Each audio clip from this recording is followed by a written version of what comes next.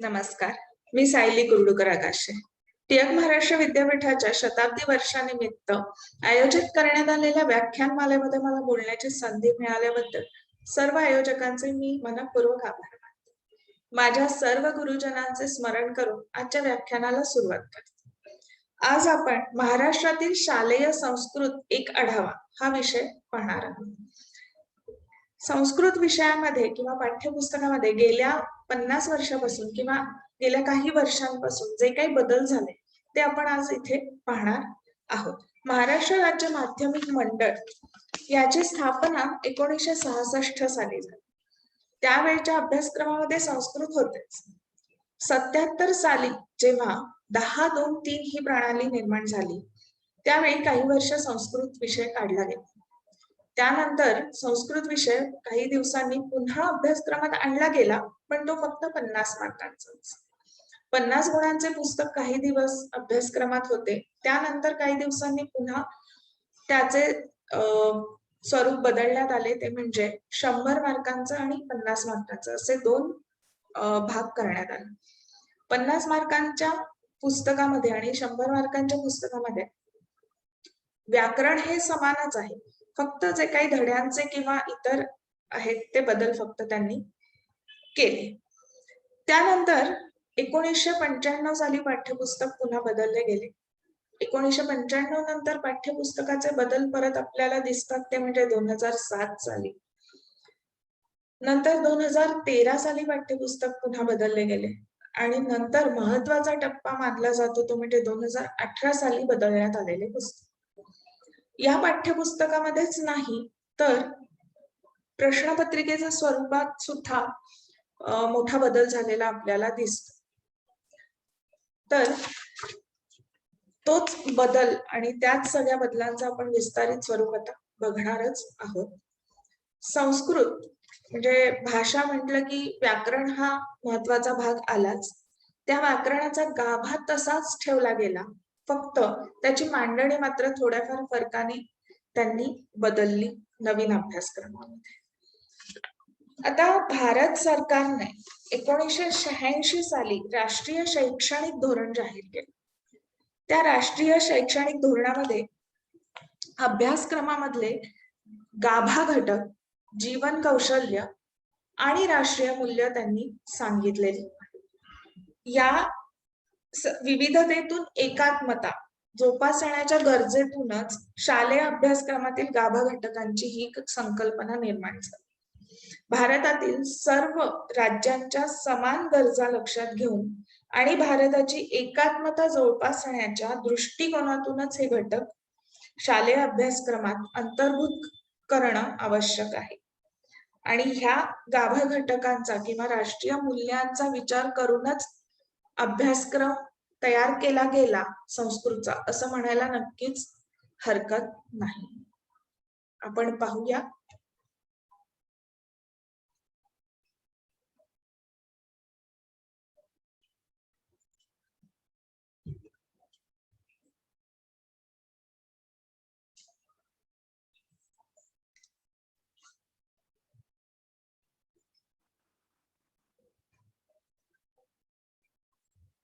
लॉकडाऊनच्या या परिस्थितीमध्ये जे काही साहित्य माझ्याकडे उपलब्ध होतं किंवा मला उपलब्ध झालं त्यातूनच मी ही माहिती गोळा केली आहे. तर गाभा घटक आपण इथे पाहत आहोत. भारतीय स्वातंत्र्य चळवळीचा इतिहास, संविधानिक जबाबदाऱ्या, समता, लोकशाही, धर्मनिरपेक्षता, सामाजिक अडसरांचे निर्मूलन, वैज्ञानिक दृष्टिकोन असे मुलांना काही गाभा घटक आपल्याला धड्यांमधनं मुलांपर्यंत पोहोचवण्याचा प्रयत्न केला गेला आहे. तसंच जीवन कौशल्य आहेत, स्वची जाणीव, समानानुभूती, समस्या निराकरण, सर्जनशील विचार, चिकित्सक विचार, भावनांचे समायोजन हे मुलांच्या व्यक्तिमत्व जडणघडणीत खूप मदत करतात आणि त्यासाठीच आपल्याला कदाचित धड्यांमधनं ते मुलांपर्यंत पोहोचवण्याची एक संकल्पना भारत सरकारने केली असावी. संवेदनशीलता, वक्तशीरपणा, नीटनेटकेपणा, सौजन्यशीलता. आता राष्ट्रीय मूल्यांना धरून आपल्याला काही धडे सांगता येतील ते म्हणजे आत्ताच्या नवीन 10वीच्या पुस्तकामधलेच आपण काही धडे बघूया, की जसं आद्य कृषकः पृथ्वैन्यः हा धडा जो आहे तो आपल्याला श्रमप्रतिष्ठा, श्रमाचंच एक महत्व सांगणारा धडा आहे तो. नंतर स एव परमाणु, वैज्ञानिक दृष्टिकोन म्हणता येईल आपल्याला. नंतर राष्ट्रीय एकात्मतेचं प्रतीक म्हणून आपल्याला कदाचित मानवता धर्म हा धडा त्यांनी सांगितला आहे. तर अशा प्रकारे या सगळ्या मूल्यांचा आणि गाभा घटकांचा वापर करूनच आपला अभ्यासक्रम तयार केला गेला आहे, यात काही शंका नक्कीच नाही. आणि ते मुलांपर्यंत जास्तीत जास्त पोहोचवण्याचे काम आपण नक्कीच करत आहोत. आता मी सांगितल्याप्रमाणे आपण गेल्या काही वर्षांची पाठ्यपुस्तकं पाहणार आहोत. तर त्यात सगळ्यात पहिलं आपण बघणार आहोत ते 1973 साल. 1973 सालचं इयत्ता 9वीचं हे पुस्तक आहे. त्याची प्रस्तावना मी इथे तुम्हाला स्क्रीनवर दाखवत आहे. संस्कृत प्रवेशिका असं पुस्तकाचं नाव त्यावेळी होतं.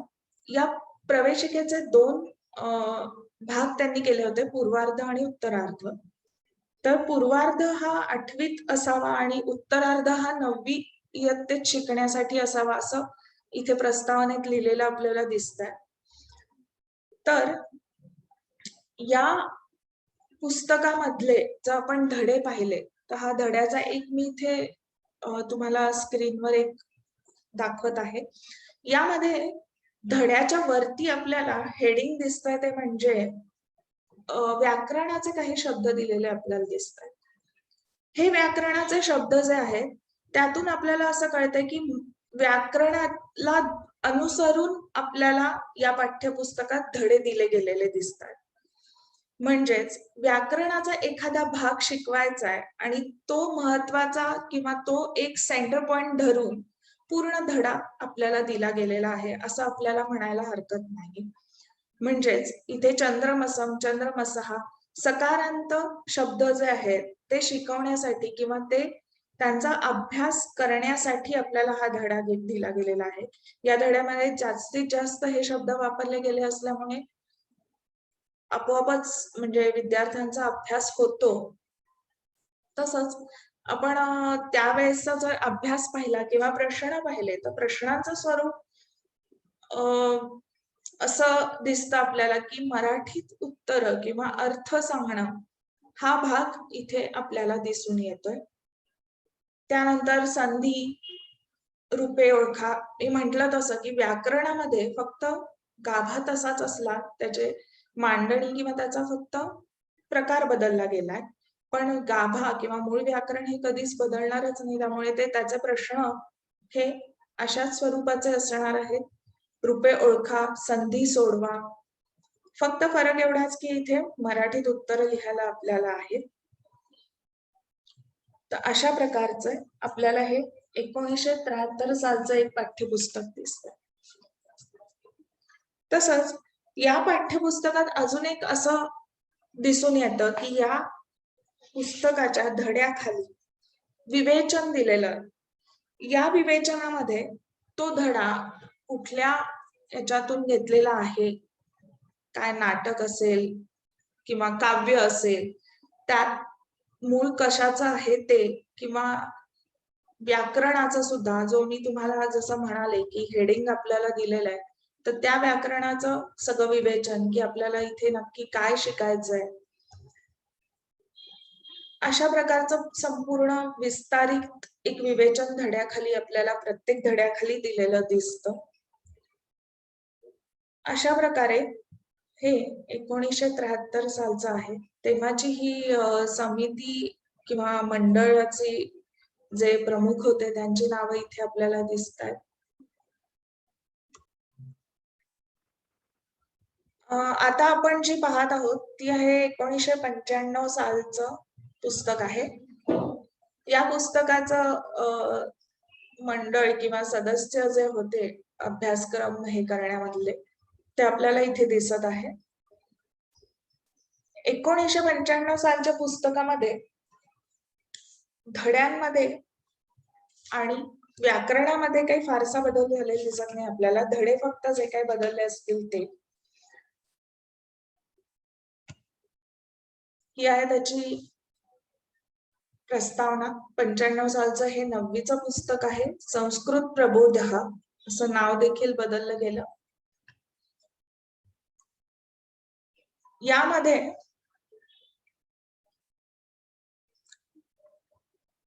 आपल्याला दिसून येतं की संस्कृत धडे फक्त बदलून प्रश्नांची मात्र रचना किंवा प्रश्न विचारण्याची पद्धत ही तशीच आहे. उदाहरणार्थ इंग्लिश किंवा मराठीमध्ये जे काही तुमचं माध्यम असेल त्यामध्ये तुम्हाला उत्तरं द्यायची किंवा संस्कृत उत्तरं आहेत, नंतर रुपे ओळखा आहे. आता ही सगळी प्रश्न तशीच राहून भाषांतर देखील यामध्ये येतं आपल्याला. भाषांतर हाही एक प्रश्न असतो प्रश्नपत्रिकेमध्ये. तर 9वीच्या पुस्तकामध्ये आपल्याला फक्त पाठ्यपुस्तकात बदल दिसतो 95च्या. या पुस्तकाच्या अभ्यासक्रमात आपल्याला लिखाण आणि प्रश्नांची किंवा अपठित धडे किंवा अपठित गद्य पद्य यांचा समावेश दिसतो. काठिण्य आता थोडी जास्त म्हणता येईल कारण अपठित आणि इतर जे प्रश्न आहेत, प्रश्न जास्त लिहिण्यासाठी थोडं आपल्याला त्याच्यामध्ये जास्त लिखाण आणि जास्त हे लागतं मुलांचं. त्यामुळे तो फक्त आपल्याला लिखाणाच्या दृष्टीने वास्ट म्हणता येईल हा जो अभ्यासक्रम होता तो. या 9वीच्या अभ्यासक्रमामध्ये जर आपण पाहिलं तर धड्यांचं स्वरूप आत्मचरित्रपर धडे किंवा पुराणांमधले काही धडे किंवा महाभारतातले काही बेचे असं आपल्याला धड्यांचं किंवा पाठांचं स्वरूप दिसतं. यातून मुलांना संस्कृत साहित्याची ओळख देखील होते. या सर्व अभ्यासक्रमामध्ये आपल्याला एक जाणवतं की मुलांना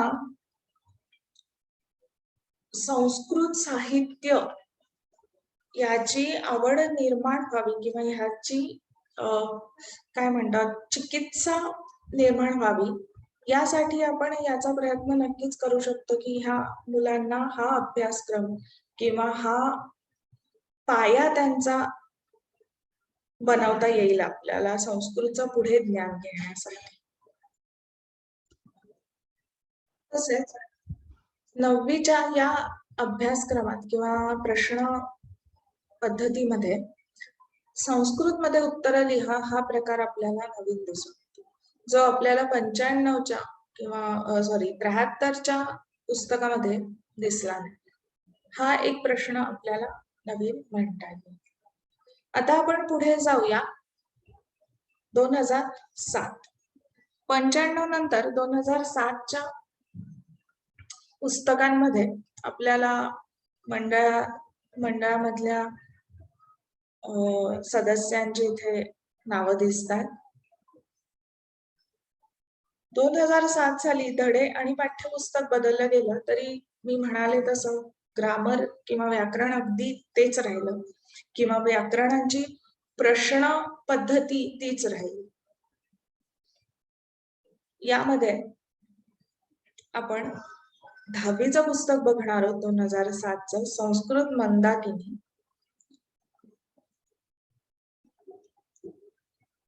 या पुस्तकाबद्दल सांगायचं किंवा या पुस्तकामध्ये बघायचं म्हटलं तर प्रश्नांचं स्वरूप अगदीच सारखं आहे. रुपे ओळखा, रुपे द्या, सूचनेनुसार किंवा मराठीत आणि संस्कृतमध्ये, मराठी किंवा इंग्लिश संस्कृतमध्ये प्रश्न. पाठांमध्ये जो काही बदल झाला तो मी म्हणाले तसं राष्ट्रीय मूल्य आणि जीवन कौशल्य या सगळ्यांचा समावेश असणाराच तो बदल होता. उदाहरणार्थ संघे शक्ती ही भेदे नाशः ही राष्ट्रीय एकात्मतेची जाणीव करून देणारा एक पाठ असं म्हणता येईल आपल्याला. किंवा हरिद्रायाः स्वामित्वम् यातून आपल्याला आयुर्वेदाबद्दलचं जे महत्व आहे किंवा आयुर्वेदामध्ये नक्की काय असू शकेल अशी काहीतरी एक उत्सुकता विद्यार्थ्यांमध्ये निर्माण करण्यासारखा आपल्याला हा धडा विद्यार्थ्यांसमोर ठेवता येईल. त्यानंतर पूज्य विनोबा भावे महोदय त्यांच्याबद्दल या धडा आहे या अभ्यासक्रमामध्ये, जो आपल्याला म्हणता येईल की मुलांसाठी अगदीच एका आदर्श व्यक्ती म्हणून आपल्याला त्यांच्या समोर ठेवता येईल. नंतर वृक्षाः त्वां बोधयन्ति, याच्यातून आपल्याला नक्कीच निसर्ग बद्दलचं महत्व मुलांसमोर ठेवता येईल. अशा प्रकारचे जे धडे आहेत ते मुलांना व्यक्तिमत्व विकासात तर करतातच मदत, पण एक सामाजिक एकात्मतेमध्ये कसे राहावे किंवा सामाजिक दृष्ट्या कसं विचार करावा ते आपल्याला हे धडे शिकवतात. तिथल्या प्रश्नांचा नक्कीच बदल आपल्याला दिसत नाहीये, त्यामुळे आपण त्याबद्दल काही फार इथे चर्चा करणार नाही. तर आपण जे पुस्तक पाहणार आहोत ते म्हणजे इयत्ता 8वीचं 2009चं पुस्तक. या 2009च्या पुस्तकामध्ये हे मंडळ आपण बघू शकतो, मंडळ समितीतील हे मान्यवर आपण त्यांची नावं पाहू शकतो इथे. या पुस्तकाचं 2004 नुसार पाठ्यपुस्तक मंडळाने इयत्ता 8वी पाठ्यपुस्तक तयार केले गेले. इयत्ता 8वी पासून मुलांचा संस्कृत शिकण्यासाठी प्रारंभ होतो आणि बौद्धिक क्षमता लक्षात घेऊन गद्य व पद्य पाठांची निवड व रचना केलेली आहे. आता हे पुस्तक आपल्याला जेव्हा आता आपल्याला सगळ्यांनाच माहिती महाराष्ट्र शिक्षण मंडळ हे 8वी पासून संस्कृत आपल्याला नवीन प्रणालीप्रमाणे शिकायला मिळतं. तर 8वी मध्ये आपण अगदीच मुलांकडनं बेसिक किंवा त्यांची अगदीच सुरुवात भाषा शिकण्यासाठी असं म्हणूया झालेली असते. त्यामुळे 8वीचं पुस्तक हे त्या प्रकारेच बनवलं आहे असं आपण म्हणू शकतो. आता या पुस्तकामध्ये मुलांना अगदीच भाषेची ओळख किंवा व्याकरणाची ओळख किंवा वर्णांची ओळख ह्या सगळ्या गोष्टी या पुस्तकामध्ये दिलेल्या आहेत. किंवा अगदी आपण म्हणू की संस्कृत वर्णमाला किंवा त्यांची नामं, सर्वनाम ही सगळी अगदी पहिल्यापासून जसं आपण एखादी भाषा शिकतो तसं या पुस्तकात दिलेलं आहे. त्यानंतर वेगवेगळ्या छोट्या छोट्या गोष्टी या संस्कृतमध्ये धडे म्हणून दिलेल्या आहेत, ज्या त्यांना अतिशय संस्कृत विषय शिकण्याची आवड निर्माण करण्यासाठी उपयोगी ठरतात. त्यामध्ये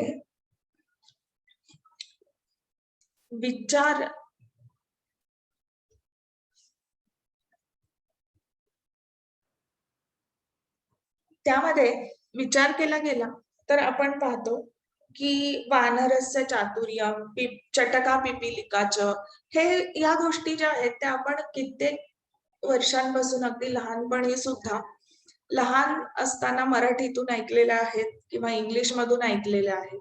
त्या जेव्हा संस्कृत मध्ये वाचतो तेव्हा मुलांना एक माहीत असलेली गोष्ट सुद्धा संस्कृत मधनं ऐकायला मिळते म्हटल्यावर जो वेगळा आनंद मिळतो तो आनंद आपल्याला या धड्यांमुळे बघायला मिळतो. नंतर यामध्ये क्रांतिज्वाला मादाम कामा हा एक धडा आहे, जो आपल्याला मुलांना अशा आपण क्रांतिकारक किंवा अशा लोकांची ओळख करून देण्यासाठी अतिशय उपयोगी ठरला. ह्या पुस्तकाचं आपण अजून एक वैशिष्ट्य बघू तर 2013 मध्ये 9वी आणि 10वीचे बदल झाले पाठ्यपुस्तकात. पण हे जे पुस्तक आहे ते त्या वर्षी बदललं गेलं नाही. म्हणजे हे पुस्तक आपल्याला 2018 पर्यंत असंच राहिलेलं दिसतं. हा अभ्यासक्रम 8वीचा असाच त्यांनी ठेवला.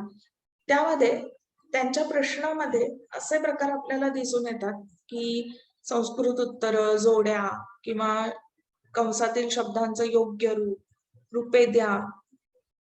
यातही व्याकरणाच्या प्रश्नांमध्ये फारसा बदल नसला किंवा संस्कृत मराठी उत्तर हे सुद्धा तसंच असलं तरीही काठिण्य पातळी थोडीशी आपण म्हणूया की कमी ठेवली गेली. अर्थात भाषा शिकण्याचं पहिलंच वर्ष होतं त्यामुळे. तर अशा प्रकारे हे आपण म्हणू की 8वीचं पुस्तक आहे 2009चं. त्यानंतर आपण पाहणार आहोत 2013 साली इयत्ता 10वीचं जे पुस्तक बदललं गेलं ते. 2013 साली 9वी आणि 10वी दोन्ही इयत्तांची पुस्तकं बदलली गेली. यामध्ये जी सदस्यांची नावं आहेत ती आपल्याला इथे दिसतात, मंडळाच्या सदस्यांची. ह्यांचा या पाठ्यपुस्तकामध्ये हातभार आहे लागलेला. इथे आपल्याला प्रस्तावना दिसतेय संस्कृत मध्ये लिहिलेली.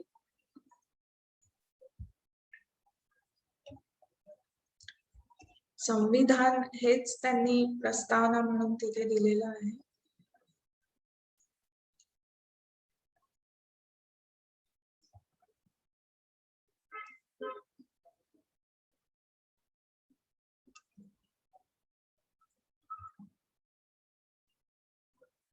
या पुस्तकाबद्दल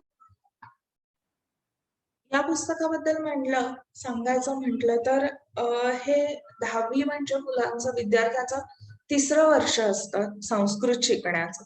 त्यामुळे अर्थातच काठिण्य पातळी थोडीशी वाढवलेली असते किंवा त्यांचा आधीचा अभ्यास गृहीत धरून पुढच्या गद्य पद्य पाठांची रचना केली गेलेली असते. तर निरामय चिरजीवनासाठी आवश्यक असलेल्या आणि कामाच्या व्यापात ज्यांच्याकडे दुर्लक्ष केले जाते अशा 6 गोष्टी, ऊर्जा संचयाचा संस्कार, इंटरनेटची माहिती यांसारख्या आधुनिक गोष्टींपासून बुऱ्हाणपूर येथे मशिदीवर असलेल्या संस्कृत शिलालेखासारखे पाठ या पाठ्यपुस्तकात त्यांनी घेतलेले आहे. सुभाषित अंत्याक्षरीचा अभिनव प्रकार सुद्धा याच पुस्तकात आपल्याला दिसून येतो. संस्कृत भाषेचा सराव व्हावा यासाठी रिकाम्या जागा भरून गोष्टी उतारे पूर्ण करा. सोप्या वाक्यांचा संस्कृतमध्ये अनुवाद, निबंध, संवाद या सगळ्या गोष्टींचा अंतर्भाव या पुस्तकामध्ये आपल्याला दिसून येतो. त्यानंतर प्रत्येक पाठानंतर दिलेल्या विविध साध्यांमुळे भाषेची अधिक जाण येण्यास मदत येईल किंवा होईल. अर्थातच आवडीने अध्ययन करण्यात विद्यार्थ्यांचा कल निश्चित होईल असं या पुस्तकाचं एक आपल्याला म्हणता येईल. या पुस्तकामध्ये आपल्याला जे तयार म्हणजे यातले काही धडे तयार करण्यासाठी जे धडे घेतले आहेत किंवा आपण असं म्हणू, त्यामध्ये ऊर्जा संचयाएव धनसंचयः किंवा बुऱ्हाणपूर शिलालेख, रसास्वादनम, ज्ञानकल्पवृक्षः असे वेगवेगळे आपल्याला धडे दिसतात ज्यातून आपल्याला अनेक राष्ट्रीय मूल्य किंवा काही गाभा घटकांचा इथे आपल्याला थोडाफार त्याच्यात आलेला दिसतो, सहभाग झालेला दिसतो. आता या पुस्तकामधल्या प्रश्नांबद्दल बोलायचं झालं तर रुपये ओळखा, रुपये द्या हे प्रश्न सगळे तसेच आहेत. परंतु आपल्याला समास विग्रह यात काहीच बदल झालेला फारसा दिसत नाही. 2007 किंवा 2013 यापैकी कोणत्याही पुस्तकात पाहिलं तर आपल्याला प्रश्नांच्या स्वरूपांमध्ये काही फारसा फरक मात्र झालेला दिसत नाही. यानंतर मात्र सगळ्यात महत्वाचा टप्पा मानला जाईल तो म्हणजे 2018 साल. 2018 साली जे काही पाठ्यपुस्तकांमध्ये बदल करण्यात आले ते संस्कृतसाठी अतिशय उपयोगी किंवा महत्वाचे ठरते. 8वी, 9वी, 10वी तिन्ही इयत्तांची पुस्तकं बदलली गेली आणि यामध्ये कॉम्प्रिहेन्सिव्ह म्हणजे सर्वसमावेशक अशा प्रश्नपत्रिका किंवा असा अभ्यासक्रम आपल्याला म्हणता येईल की यांनी आणला पुस्तकांमध्ये. इथे आपल्याला हे पाठ्यपुस्तक तयार करण्यामध्ये ज्यांचा सहभाग आहे त्यांची नावं आपल्याला इथे दिसत आहेत.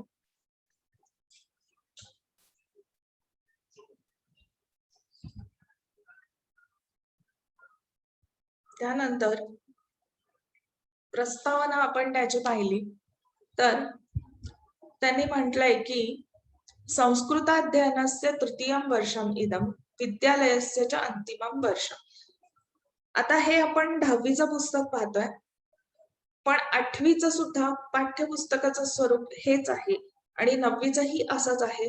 हे आपण लक्षात घेऊनच हे 10वीचं पुस्तक आपण पाहतोय. संस्कृत भाषायां सर्वं ज्ञानं पूर्वमेव कथितम् इति मास्तु दुराग्रह. आता 10वीचं पुस्तक शिकताना 8वी 9वी या 2 वर्षात आपण बेसिक संस्कृत शिकून थोडंफार काठिण्य पातळी वाढलेल्या लेवलला आलेलो असतो असं आपण गृहीत धरूया. त्यानुसारच 10वीचं पाठ्यपुस्तक किंवा त्याचा अभ्यासक्रम असतो.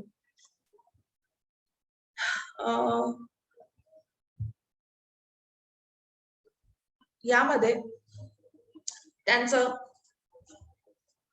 संस्कृत भाषा विषय अध्ययन निष्पत्ती, त्यांचा भाषा शिकण्यातून त्यांना काय मिळावं किंवा कसं त्याच्यातनं आउटपुट मिळावं ते आपण म्हणूया की त्यांना कसं मिळेल आउटपुट. श्रवणम, भाषणम, पठनम, लेखनम, अध्ययनम, भाषाभ्यास या सगळ्या गोष्टी त्यांनी केल्या तरच संस्कृत ही भाषा पूर्णपणे शिकली जाईल असं यांचं म्हणणं आहे. अर्थात भाषा शिकण्यासाठी ज्या काही गोष्टी महत्वाच्या आहेत त्या त्यांनी इथे सांगितलेल्या आहेत. आता इथे त्यांनी सगळं सांगितलेलं आहे. आजकालच्या जगात आता मुलं इंटरनेट वापरतातच, तर अंतर्जाले संस्कृत विषयकान संकेतस्थलात अन्विष्यन्ति, म्हणजे इंटरनेटवरून तुम्ही संस्कृत विषयाच्या इतर कोणत्याही साईट शोधा असं यांनी सांगितलेलं आहे. आता याच्यामध्ये अभ्यास करण्यासाठी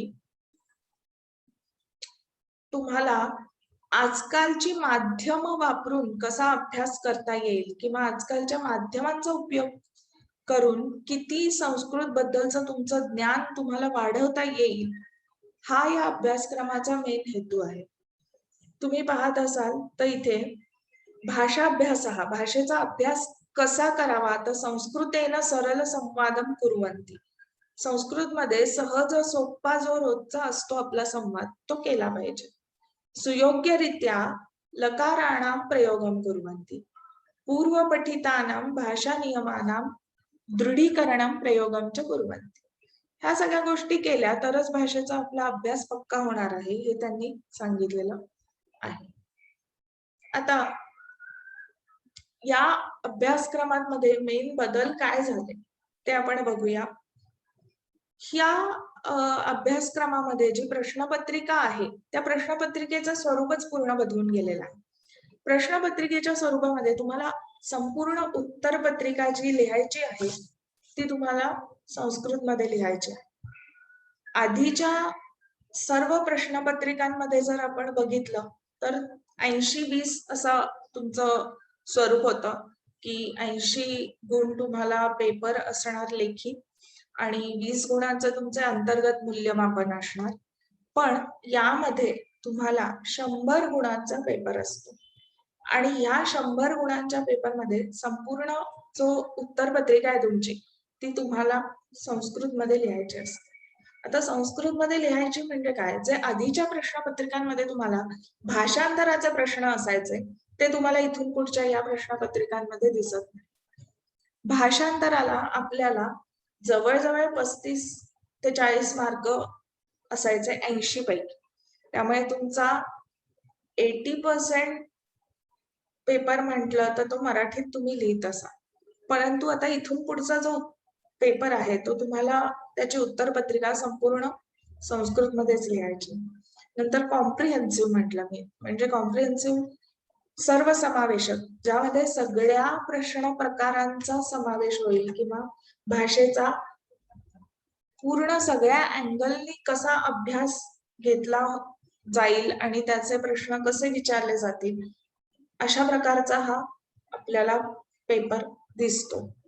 काही नवीन स्वरूपातील प्रश्नांचा प्रश्नपत्रिकेमध्ये समावेश झालेला आहे ते पुढे आपण बघणार आहोत. भाषांतराचे प्रश्न वगळण्यात आलेले दिसतात आपल्याला याच्यामध्ये. फक्त गुणांमध्ये वाढ व्हावी म्हणून या विषयाकडे न पाहता संस्कृत भाषा शिकण्याची इच्छा मुलांमध्ये कशी निर्माण होईल याकडे या अभ्यासक्रमाचा कल आपल्याला जास्त दिसून येतो. ज्ञानरचनावादाला अनुसरून हा अभ्यासक्रम असल्याचं आपल्याला लक्षात येतं. नवीन प्रश्नपत्रिकेचं स्वरूप अगदीच मी म्हटलं तसं सर्वसमावेशक आहे.